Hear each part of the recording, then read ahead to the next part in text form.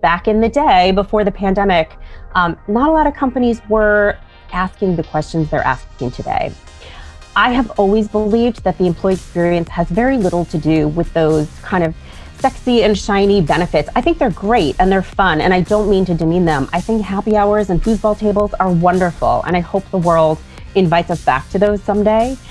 But I also think that an employee experience is really grounded in 4 pillars that I like to focus on. And in my mind, an organization is creating an impactful employee experience when it's creating the conditions that allow people to deliver, develop, connect, and thrive.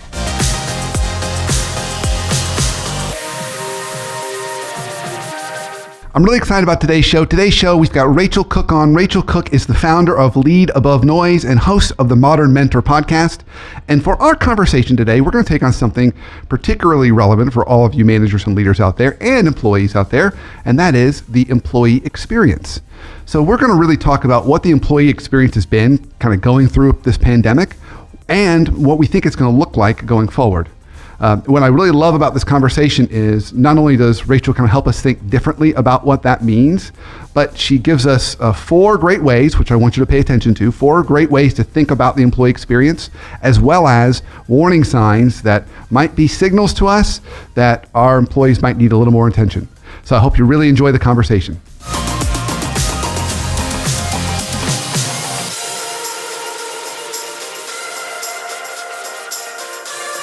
The Workplace Therapist Show is sponsored by the Leadership Foundry.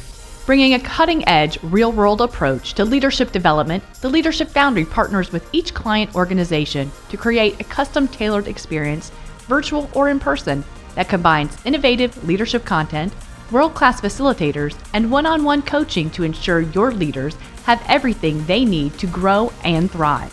To find out more and to design your one-of-a-kind program, visit myleadershipfoundry.com.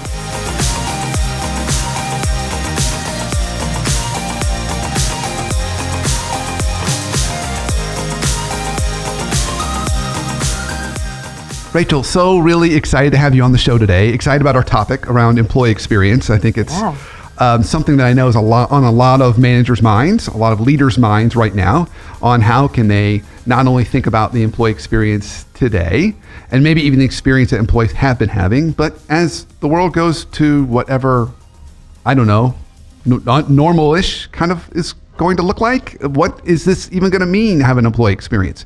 So it'd be great to kind of talk to you about that and kind of glean some ideas from you. Before we jump into that, so just to make sure I'm checking all the right boxes, you're the founder of Lead Above Noise and the host of the Modern Mentor podcast. That's right. Yeah. So again, really excited to have you on the show. It's such a pleasure. Thank you. Yeah. So before we jump into our topic, I would love to learn a little bit more about you. So share with our listeners kind of a few kind of bullet points around kind of what you do today and how you got there. Sure. So my background is in organizational psychology, which is basically my way of saying I always wanted to be a therapist, but I've decided that I need the organization to be my patient and not the individual. So I that's a nice way to put it. I like that. That was the best way I could think about summarizing it. So in my day job in running Lead Above Noise, the consulting firm that I run, I have the opportunity to work with leaders and teams to really help them to unleash the fullest potential of their employees.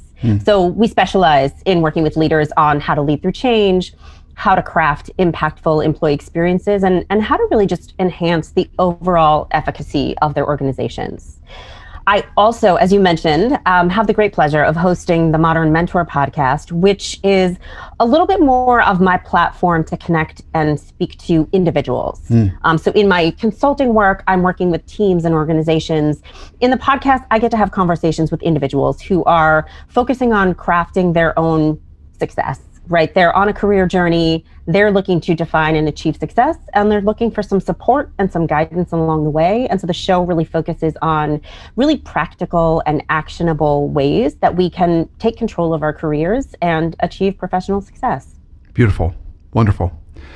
So let's pivot into our conversation around employee experience. So you gave me a little bit of a teaser before we started the show today, and you said, this is a conversation I've been having a lot with managers and leaders. So tell me a little bit more about that. What are they coming to you and talking about? I'm curious. What are you hearing from them? Yeah. So it is March of 2021. And for many of us here in the US, we are still living La Vida pandemic, right? And it's long and it's hard and it kind of feels sloggy. And so I've had a lot of organizations, leaders at different altitudes of organizations reach out and just say, hey, I'm really concerned about the experience our employees are having. You know, we haven't been in an office. We haven't been able to connect and do happy hours and kind of play at the foosball table we've had in the lobby. And how should we be thinking differently about the employee experience? How do we create it when we're feeling so disconnected and so uncertain? And so that is essentially the question that I have been answering. It's not a simple answer, but I absolutely have a point of view and I have a framework that I use to help leaders, and not just leaders, by the way, to help employees as well feel empowered to play a role in creating their own employee experiences. Yeah. So now I got to know, like, where do we start with that? How do we do it? Because you're right. I mean, we're stuck at home or our apartment and whatever, and we're not doing foosball. We're not having drinks. We're not socializing. We're not doing the things that normally help us build those relationships that are all the small little moments, but turn out to be pretty important ones. Yeah. And I'll tell you, while I think a lot of organizations are seeing it as a challenge, how do we create the employee experience in this environment?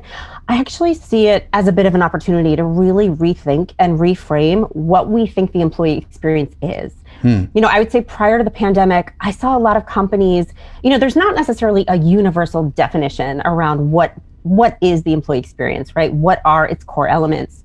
And prior to the pandemic, I saw a lot of companies striving to craft it in ways that really relied on the physical workspace, right? They had these really beautiful open space offices and the foosball tables in the lobby and free food and snacks everywhere. And I think a lot of organizations felt like, well, there's our employee experience. It's great. And I've never personally bought into that philosophy, but back in the day before the pandemic, not a lot of companies were asking the questions they're asking today. I have always believed that the employee experience has very little to do with those kind of sexy and shiny benefits. I think they're great and they're fun, and I don't mean to demean them. I think happy hours and foosball tables are wonderful, and I hope the world invites us back to those someday. But I also think that an employee experience is really grounded in 4 pillars that I like to focus on. And in my mind, an organization is creating an impactful employee experience when it's creating the conditions that allow people to deliver, develop, connect, and thrive. I think these are the 4 most essential things that employees are looking for. And when employees have these, not only do the employees feel the benefit of it, but so too do the organizations. And so I'd love to expand on each of those. Oh, I'm ready. Deliver, develop, connect, and thrive. I'm ready. Let's do it. Okay. So deliver it's pretty intuitive, right? When we're creating conditions that allow employees to really deliver their best work, right? They are delivering impact. They have the freedom to put great ideas out there. They have the freedom to experiment. They're not overwhelmed with too many processes. They're not being micromanaged, right? Are we really allowing them to deliver results? Develop is about developing skills and knowledge and capabilities. So are we giving them the space, the opportunity, the support to grow as humans? Connect is really about connecting on a few different levels. So certainly it is connecting with our teams, with our colleagues, with our leaders, but it's also connecting to a sense of community and a sense of purpose, right? But feeling connected to the customer, feeling connected to the outcome that we're delivering. Yeah. And then finally, thrive in my book is really about, are they safe? Are they healthy? Do they have boundaries? Are they feeling recognized for the work that we're doing? And I think when we as leaders are creating the conditions mindfully to allow employees to do these 4 things, the foosball table doesn't matter, right? And what the beauty of this framework is that we as leaders can be creating these conditions in any environment. It can be in an office, it can be remote, it can be with teams that are in some sort of hybrid arrangement, and it's really focusing on the outcomes, not the shiny toys that we have a chance to play with. Yeah, I think that's a great framework. And what I like about it is you can look at it at an organizational level, but you could also look at it as at a manager level. A manager could ask her or himself, what am I doing on these 4 things? So that's right. So I'm going to channel my inner manager here. And I would imagine one of the questions probably going through someone's head right now, sort of listening to this, is, okay, Rachel, I really like those. Where do I start? Is there one of those that you would recommend is a good starting place if you're trying to improve the needle or move the needle on employee engagement or experience? Yes. So I would say the answer is yes, but I can't tell you which it is because the actual answer should best come from your employees. I think that the right way to create an impactful employee experience is to ask them, what is it that they need, right? Where do your employees see opportunities? Do they feel, for example, like I'm doing great work now, but I just feel lonely. I feel disconnected. I don't know what my colleagues are working on. Or I feel like I'm delivering great work, but I feel like I've been delivering the same work for 5 years and I don't feel like I'm growing and expanding. And so there is not a logical 1, 2, 3, 4, but there is an imperative, I would say, for a leader at any level to be having conversations with their teams. And it can be in a group setting and it can be one-on-one, but it's really asking questions to understand, hey, if these are the 4 things that I really want to empower you to be able to do, what do you need from me? Where can I lean in? Where can I support you? Yeah. Okay. So what I also love about these 4 is you could use this framework. It's pretty evergreen. You could use it in lots of different situations and contexts. So given that, I want to use it, but I'm going to use it into the future. So I'm going to take my crystal ball. Okay. I'm going to shake it up for a minute. Okay. Kind of like a snow globe. I'm going to stick it in front of you. And other than being invisible, my crystal ball really helps us see as clearly as possible into the future. So now we're going to look forward 1 year. It's 2022, March 2022. Okay. And you are picturing a workplace. Okay. What has changed? What would be either the same as before or has changed? And how might this framework help us to think about the employee experience at that point? So I want to remind all the listeners something you said that I think is really important. The old workplace was really anchored to physical space. It was anchored to the physical space. And there was kind of this assumption that, well, people are going to be here 10, 12 hours a day. So, we should provide maybe a workout gym in the bottom of the building, or we should provide dry cleaners, or we should provide all these things. I'd be curious, what do you see in 2022? Yeah, no, it's a great question. And I will say, while I don't fancy myself a futurist, I have had the opportunity to talk to some. And so I do have a point of view on what I think the world of work will look like, at least here in the US, generally speaking, in a year, and how it impacts this framework. So what I think is that prior to the pandemic, I think the most traditional sort of working arrangement that we saw here in the US was that for the most part, people were going into an office most days of the week, unless there was a compelling reason to stay home. Some people worked from home on Fridays, or some people would work from home if they had, a repair person coming or a furniture delivery coming. But the default was I go into the office unless there's a reason not to. I think generally speaking, that paradigm is going to shift. So I don't think the physical office is going away. I think we are going to continue to see a need for it, both mechanically. I think there will always be conversations and meetings that are better had in person. And also just emotionally, I think people really miss having an opportunity to connect. But I think the default mode is going to be, I work from home unless I have a reason to go into the office. And that reason could be a work-driven reason. I have a meeting that I have to be in, and it's a pretty intensive brainstorm, and we want to use Post-its all over the wall. Or it could be, it's been a few days and I'm feeling lonely and I just feel the need to connect. But I think that it's going to switch from, I have to have a reason to stay home, to I have to have a reason to go into the office. That's what I anticipate. And the way that I think that this employee experience framework really helps to support that is that, like you said, it's not relying on foosball tables, and it's not relying on even necessarily in-person connection, right? So what this pandemic is teaching us is that we may not love connecting virtually, but we certainly can do it. And as leaders and as people, I think we're really building muscles to help us find ways to connect, whether we're in an office or at home. And so I think that's something we're all really going to take with us in the future.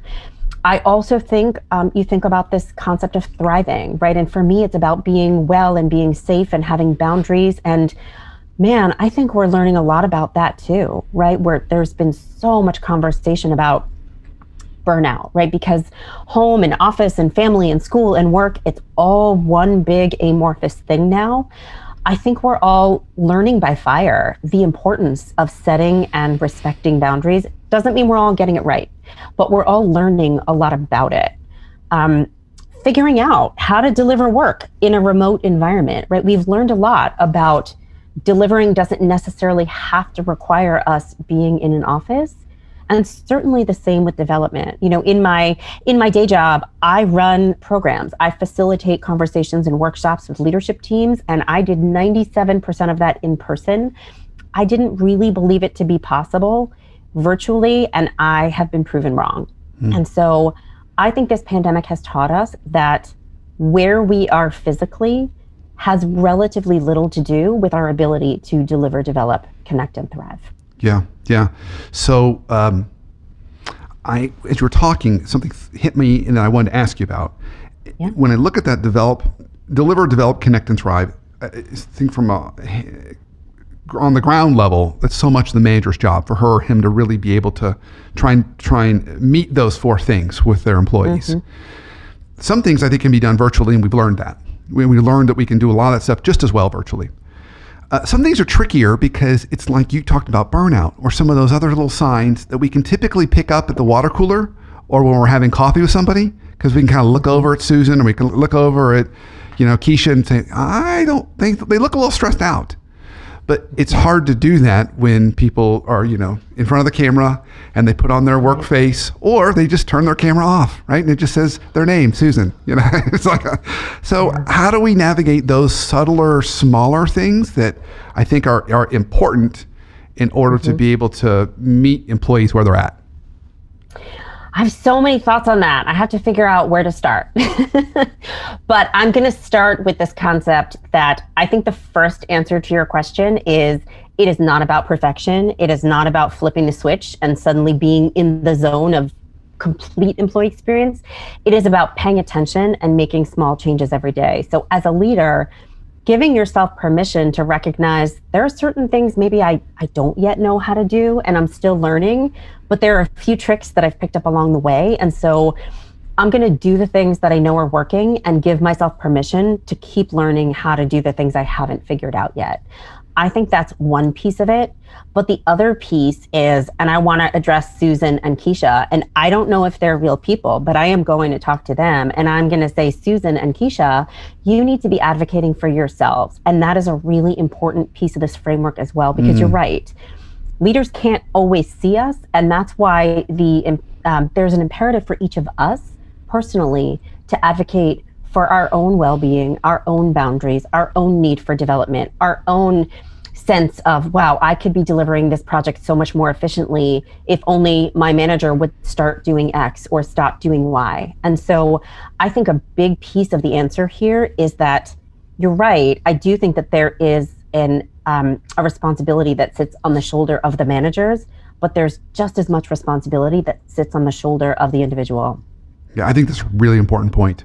Because I think in the past, we've kind of just said, no, that's the manager's job to kind of figure out when you're stressed out or overloaded and then help correct that versus making it maybe a shared conversation, shared responsibility. We're not putting it all on the employee, but it should be a shared one. And if you're working virtually, it has to be, to your point, that you can't be able to read all this stuff. So, okay, something else that we've seen, which has been unusual for us in the working world, is we have seen people get onboarded and work in jobs over the last 9 months or a year and never actually even walk into the office once, never actually shake hands of their manager or any coworkers, not actually have a meal with one person they work with. Can you deliver on a robust employee experience when those are some of the constraints?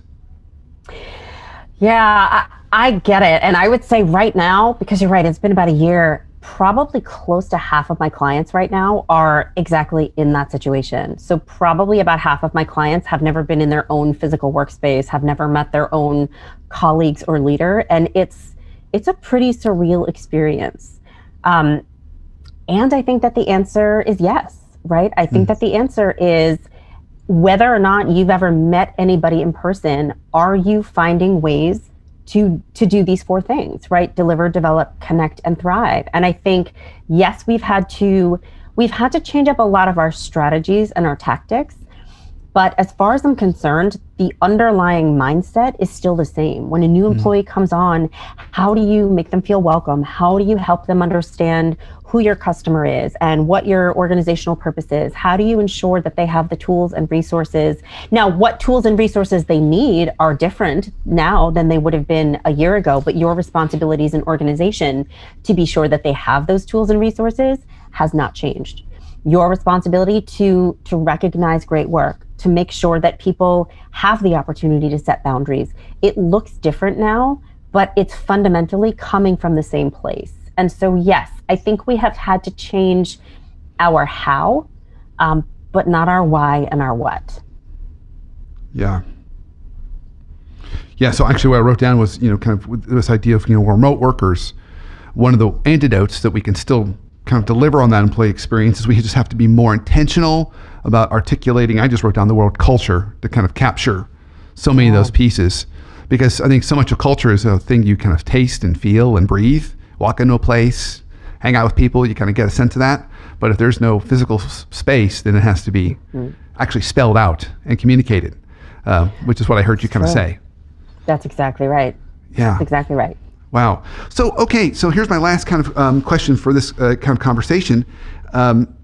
What are some warning signs? What are some things that you think us as managers, leaders need to be really watching out for that could really derail the employee experience, both in March 2021, but even over the next 6 months as we go to something kind of towards normal ish? What are some things we need to watch out for?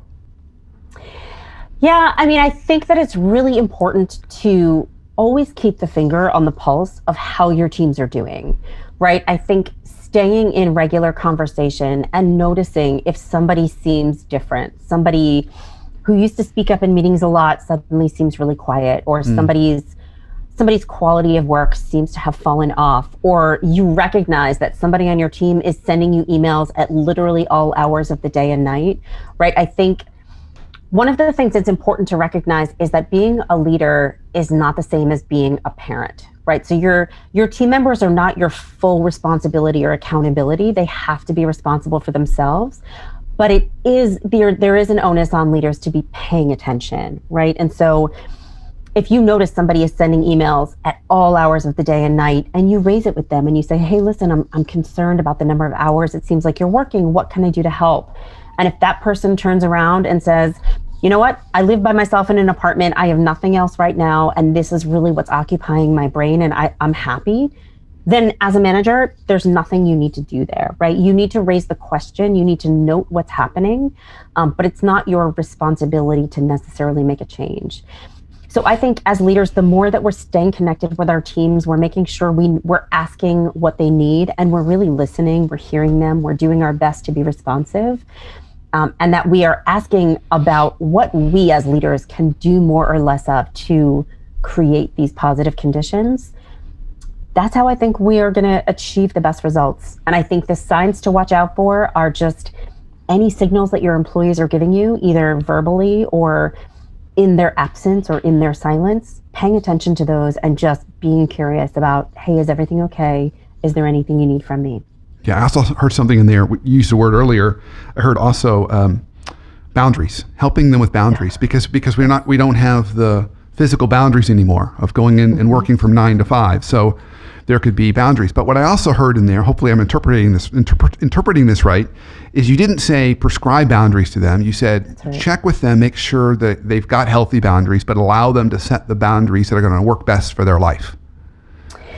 That is, and by the way, that is one of the beautiful parts of the pandemic as far as I'm concerned, because no, not everybody does have the same needs. There are There are people who are young and single. There are people who are in midlife who are homeschooling their children. And there are people who are at a later stage of life and they've raised their kids. And, everybody has different needs right now. And what it says on the clock is going to mean something different for everybody. And so listen, if you're at home homeschooling your kids and you need that 12 to 1 hour to feed them lunch, or you need that 3 to 4 hour to help them with homework, but you're willing to get the work done at different times of the day, being willing to advocate for yourself, just letting people know that this is what you need right now is really empowering. And you're right, it is not prescribing, it is inviting and asking. Yeah, that's great.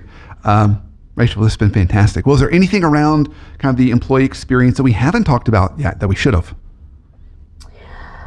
No, I think we've hit on the biggest pieces, but what I really want to make sure people take away is I want everybody, leaders and non-leaders, to feel really empowered to play a role in crafting their own. So don't sit back, don't get frustrated that your organization isn't giving you the employee experience that you want.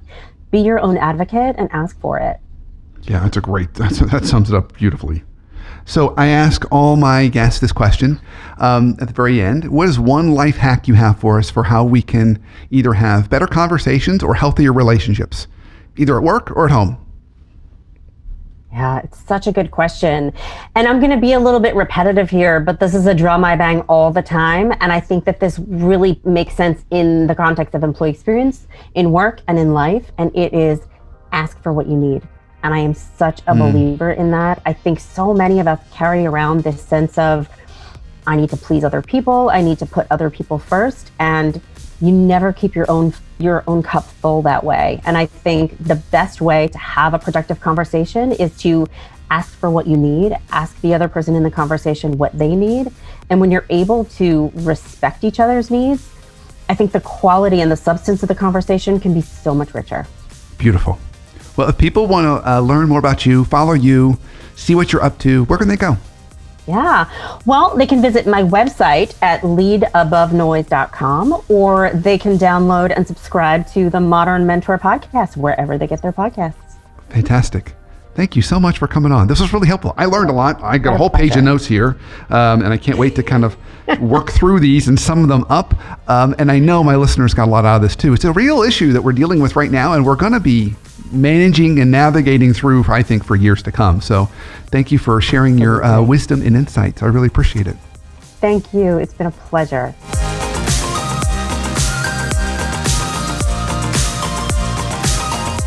I really hope you enjoyed that conversation as much as I did. As I do with all these conversations, I take lots of notes, and I've got a full page of notes for Rachel's.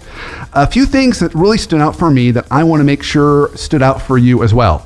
So first, as a reminder, if we go back in time, she said, gosh, the employee experience before, it was really all about physical space. It was about creating a space that people would come to. Now we need to decouple that from our brains, and we need to think about it in these 4 pillars. So first, deliver.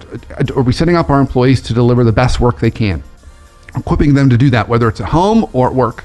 Second, develop. Are we helping them develop skills, knowledge, and are we creating space for them to grow, whether it's at work or at home? Connect. Are we finding ways to help them connect to other people at work, communities, and even the purpose of the job?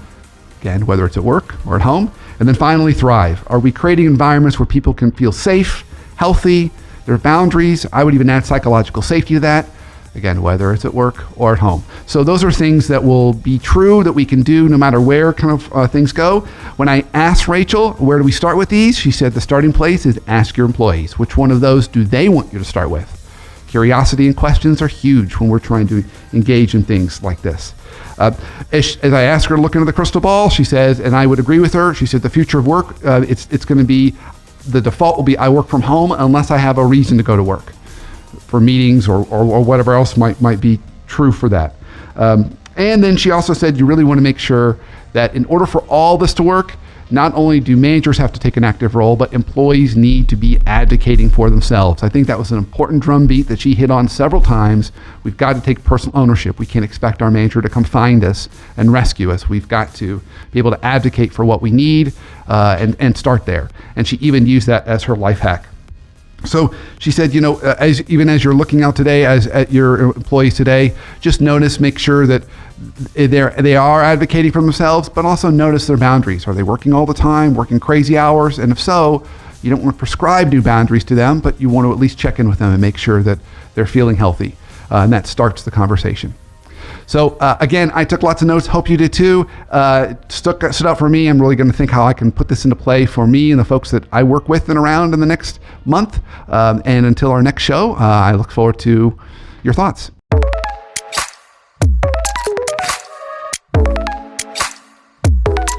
All right. Thanks for listening to the Workplace Therapist Show. And thanks to all of you who've left a review.